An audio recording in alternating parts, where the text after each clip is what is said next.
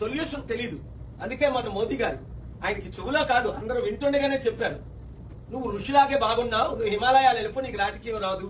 దానికి ఆయన నవ్వుతున్నాడు, అర్థం చేసుకోలేకపోయాడు పవన్ కళ్యాణ్. ఎందుకంటే ఆయన మాటలు, ఆయన చేష్టలు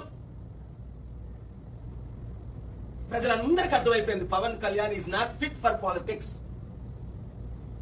కనుక కూటమి ప్రభుత్వం ఫెయిల్ అయినందుకు జగన్మోహన్ రెడ్డి గారు ప్రశ్నించాలి. అపోజిషన్ అనేది ప్రశ్నించాలి.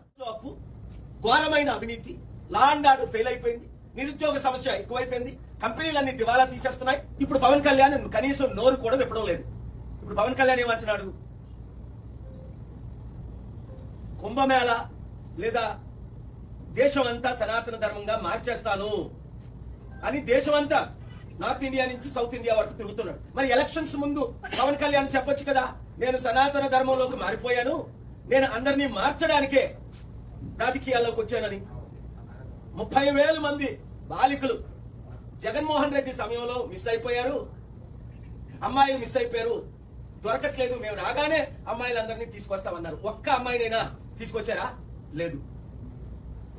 1,00,000 మంది మహిళలకు జగన్మోహన్ రెడ్డి గారు 5,000 ఇస్తున్నారు,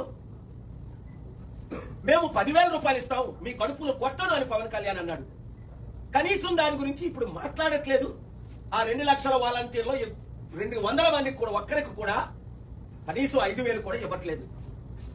ఉద్యోగాలు 20 లక్షలు తీసుకొస్తాం, తెచ్చినంత వరకు మేము నిరుద్యోగ భృతి ఇస్తాము అన్నారు. ఆ నిరుద్యోగ భృతి లేదు.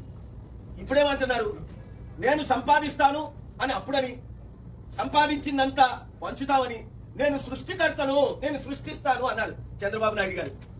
మరి ఇప్పుడు ఖజానా ఖాళీ అయిపోయింది, డబ్బులు లేవు, ఏం చేయాలో అర్థం అవ్వట్లేదు, గుండె ఆగిపోతుంది.